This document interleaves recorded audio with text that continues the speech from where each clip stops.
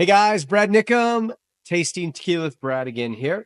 Okay, so let's talk about it. Let's talk about the most sought after, most exciting tequila out there that people are so fired up about and pay way over what they should to get this tequila. Um, this is the Fortaleza, and just here beside it, Los Abuelos. Los Abuelos, the original name of Fortaleza. So it's for some of the Lot 126R. I brought this back from Fortaleza when we were down there in Tequila recently. So Fortaleza, great story about this tequila. It's in the book here that we talked about in a video before. But Guillermo, who's part of the Salsa family, took over this hacienda that wasn't sold to Salsa when Salsa sold their brand. And it was a beautiful facility that's in the town of Tequila that was part of the original hacienda. And it was being sold. And the story is the person that was buying it had to put down a good sized down payment to get that. And when the cartel found out this guy had this down payment, they kidnapped him, and then they held him for ransom to get that down payment money, and he couldn't buy the property. It's 90 acres. It's got these beautiful agave growing all over the place. This phenomenal lake that's man-made with the miniature Golden Gate Bridge. I'll have a picture of it up here, going out to a gazebo in the middle of the lake. And the distillery itself, where the hornos are, the brick ovens, where the tahuna is, and where the actual three stills are, literally could fit right here in my barn. It is so small, but it is so amazing. And everything that they do there's made by hand. That literally these corks, there's a person that is pulling out this whatever this resin is. They're dipping it in this green paint. Then it goes to another guy who runs it on a wheel to turn it into the pina, and at the end the guy glues it onto the cork. All being made right there. And you will notice there's two bottles. This one is way more uniform than this one. So this one is a hand blown glass, and this one is not. It's a little more manufactured. The hand blown glass bottles break easier, so they leave them for the Los Abuelos, which are sold in Mexico, and the other bottles are sent home to the States. Although the bottles are still fragile, I lost an añejo bottle in our luggage on the flight home. So our luggage just smelled amazing. And if it wouldn't have been the dirty clothes, I probably would have wrung them all out into a glass, as I hated to lose that añejo. Fortaleza originally came to America with the name Los Abuelos, made at the Fortaleza Distillery.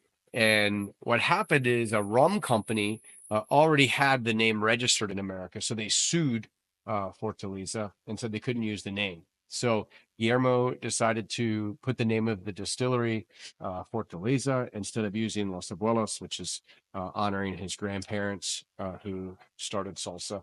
But one of the things he did to kind of give the big middle finger to America is when you go to their bottling room, before the stickers are hand put on the bottle, you will see that they hand paint Los Abuelos on every single bottle, and then they put the sticker on it. So if you took this Fortaleza bottle and you peeled off that label, you actually can see that it says Los Abuelos on the bottle. So he wanted every bottle coming to the States to still say Los Abuelos. It's pretty neat. You can actually see it when you're looking in the back of the bottle. And my favorite, this is probably one of my absolute favorite tequilas. Honestly, it is um, super traditional. When you see the guys working in the tahuna, the agave is all estate agave.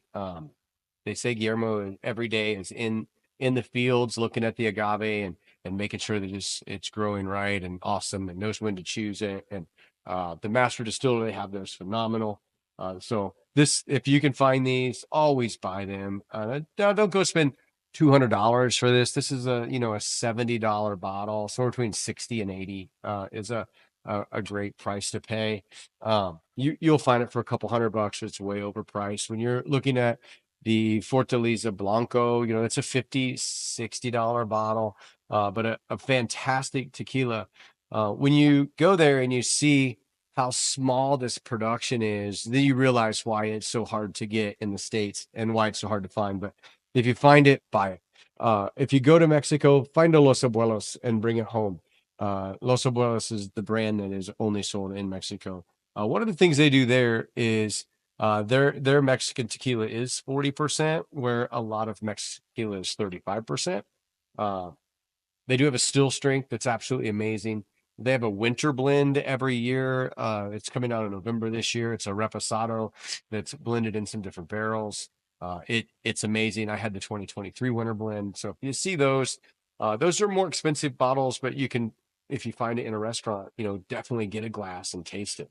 So there you go. There's a little Fortaleza story. I think I've even popped a Fortaleza shirt on from when we were there this year, and can't wait to go back and see it again. One of the things they do on their tour is there's I guess a higher area where you walk up these steps to the top of the mountain and you can overlook all of Tequila. It had rained and they said the steps were too slick to be able to walk, so we didn't get to do that. So our next trip out, we hope to get to be able to do the full tour and get to see the highest point, and then come back down to Sandy's Taco Stand, which is named after Guillermo's longtime golden retriever that passed away named Sandy. Have some drinks there too.